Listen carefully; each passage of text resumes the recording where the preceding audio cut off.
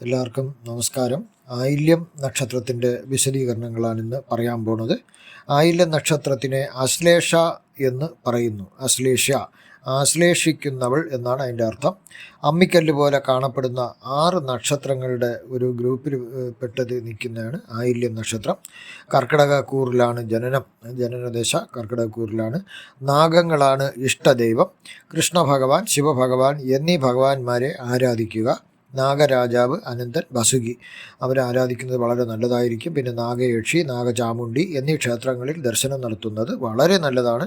ചന്ദ്രനെ പ്രീതിപ്പെടുത്തുക. നക്ഷത്ര യോനി പുരുഷ യോനിയിലാണ് ജനിക്കുന്നത്. നക്ഷത്രത്തിൻ്റെ ദേവത സർപ്പങ്ങളാണ്. ഗണം ആസുരഗണമാണ്. പഞ്ചഭൂതങ്ങളിൽ ഭൂതം ജലമാണ്. മൃഗം കരിമ്പൂച്ച, പക്ഷി ചെമ്പോത്താണ്, ഉപ്പൻ ചകോരോ എന്നൊക്കെ പറയും. വൃക്ഷം നാഗമാണ്. അക്ഷരം ഇ ആണ്. മന്ത്രാക്ഷരം മായാണ്. രജു അന്ത്യരജുവിലാണ് വരുന്നത്. വേദം എന്ന് പറഞ്ഞത് വേദം എന്ന് പറയുന്നത് പാദവേദത്തിലാണ് വരുന്നത്. വേദ നക്ഷത്രം മൂലം നക്ഷത്രമാണ്. അനുജന്മ നക്ഷത്രം കേട്ട. ത്രിജന്മ നക്ഷത്രം രേവതി. ഗോത്രം വസിഷ്ഠൻ. നാഡി വാമഭാശ്വ നാഡി. അഷ്ടദിക് ദേവതയിൽ വരുന്നത് ബ്രാഹ്മിയാണ്. ഈശ്വരൻ എന്ന് പറയുന്നത് ബുധനാണ്. വർണ്ണം അല്ലെങ്കിൽ ജാതി എന്ന് പറയുന്നത് ശൂദ്രനാണ്. ചിഹ്നം ചുരുണ്ടുകൂടി കിടക്കുന്ന സർപ്പത്തിൻ്റെ ആകൃതിയിലുള്ളതാണ്. ജനനദശ ബുധദശ.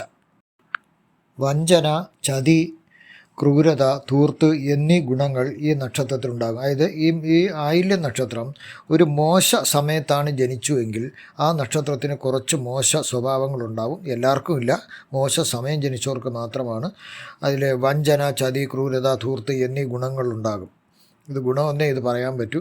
പിന്നെ പാപകർമ്മങ്ങളിൽ താല്പര്യം ഉണ്ടാകും. എല്ലാ കാര്യങ്ങളിലും ഉള്ളതിനേക്കാളും പെരുപ്പിച്ച് കാണിക്കും. കാര്യങ്ങൾ എന്തുണ്ടെങ്കിലും അതിൽ കൂടുതൽ പെരുപ്പിച്ച് കാണിക്കും. ഉപകാര സ്മരണ അല്പവും കാണിക്കില്ല. ആരെങ്കിലും ഉപകാരം ചെയ്താൽ ഒരിക്കലും അതിന് ഒരു ഉപകാരത്തിൽ ഒരു നന്ദി ഉണ്ടാവില്ല. 2 വിവാഹമോ അതിൽ കൂടുതലോ വിവാഹമോ കഴിച്ചെന്നിരിക്കും. ഇവർ വിദേശത്ത് പോവുകയാണെങ്കിൽ ഭർത്താവും ഭാര്യയ്ക്കും ഒരേ വേദമാണെങ്കിൽ, ഒരേ വേദത്തിലാണ് പെടുന്നതെങ്കിൽ, അതായത് പാദവേദമാണെങ്കിൽ അവർ വിദേശത്ത് വെച്ച് പരസ്പരം ബന്ധം പിരിയുകയും വേറെ കല്യാണം കഴിച്ച് നാട് വിട്ട് ജീവിക്കുകയും ചെയ്യുന്നതായിരിക്കും. ആയില്യം നക്ഷത്രത്തിൽ ജനിച്ച സ്ത്രീ ഭർത്താവിൻ്റെ അമ്മയ്ക്ക് ദോഷമാകുന്നു എന്നാണ് ഗ്രന്ഥങ്ങൾ പറയുന്നത്. ആയില്യം നക്ഷത്രത്തിൻ്റെ 1-ാം പാദത്തിൽ ജനിച്ച സ്ത്രീ ഗുണവതിയാകുന്നു എന്നും ഗ്രന്ഥങ്ങളിലുണ്ട്. ആയില്യം നക്ഷത്രത്തിൻ്റെ അവസാന 15 നാഴിക, അതായത് 6 മണിക്കൂറും മകം നക്ഷത്രത്തിൻ്റെ ആദ്യത്തെ 15 നാഴിക 6 മണിക്കൂറും ചേർന്നത്. ആ സമയം ഗന്ധാന്ത ദോഷമുണ്ട്. ഗന്ധാന്ത സന്ധിയിലാണ് ജനിച്ചിരിക്കുന്നത്.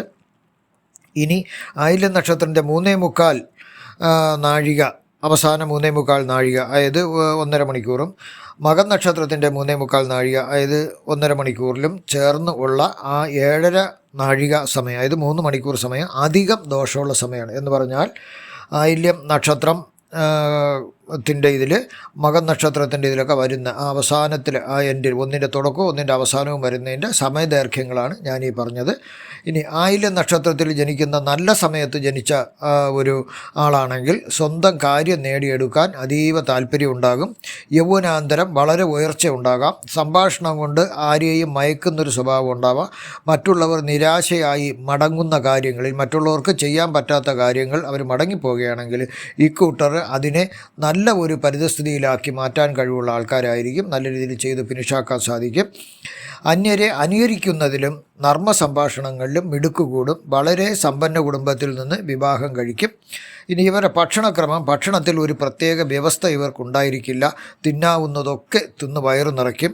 തൊഴിലെന്ന് പറഞ്ഞത് ആയില്യം നക്ഷത്രക്കാർക്ക് ജ്യോതിഷപ്രകാരമുള്ള തൊഴിൽ മെഡിക്കലിലെ എല്ലാം ചേരും. ഡോക്ടറാവട്ടെ, മറ്റുള്ള എല്ലാം ചേരും. എഞ്ചിനീയർ, മരുന്ന് വ്യാപാരി, രാഷ്ട്രീയക്കാരൻ, പിന്നെ മാനിപ്പുലേറ്റർ, കൺസൾട്ടൻറ്റ്, ഡോക്ടർ, സർജൻ, അഭിഭാഷകൻ, വളർത്തുമൃഗ ഷോപ്പ് ഉടമ, പെറ്റ്സിൻ്റെയൊക്കെ ഒരു ഷോപ്പ് നടത്തുന്ന ആളായിരിക്കും.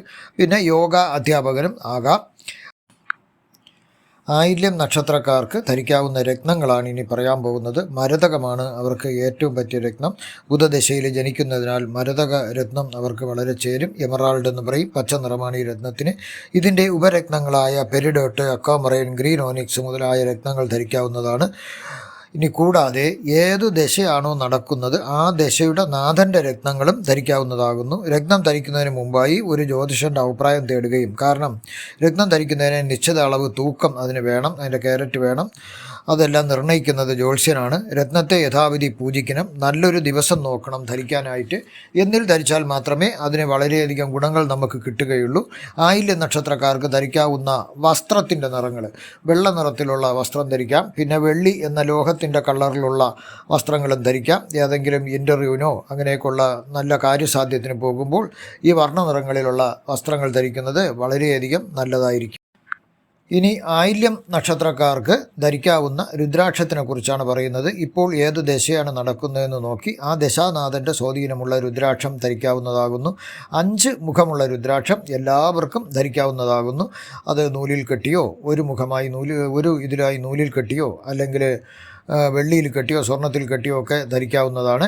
സൂര്യദശ നടക്കുന്നതെങ്കിൽ 1 മുഖവും, ചന്ദ്രദശ 2 മുഖവും, കുജദശ 3 മുഖവും, ബുധദശ 4 മുഖവും, ഗുരുദശ 5 മുഖവും, ശുക്രദശ 6 മുഖവും, ശനിദശ 7 മുഖവും, രാഹുർ ദശ നടക്കുകയാണെങ്കിൽ 8 മുഖവും, കേതുർ ദശ നടക്കുകയാണെങ്കിൽ 9 മുഖവും ധരിക്കാവുന്നതാണ് രുദ്രാക്ഷം.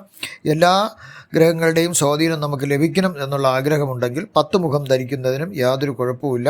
11 മുഖം മുതലുള്ള രുദ്രാക്ഷം ധരിക്കുന്നത് ചില പ്രത്യേക കാര്യസാധ്യത്തിനാകുന്നു.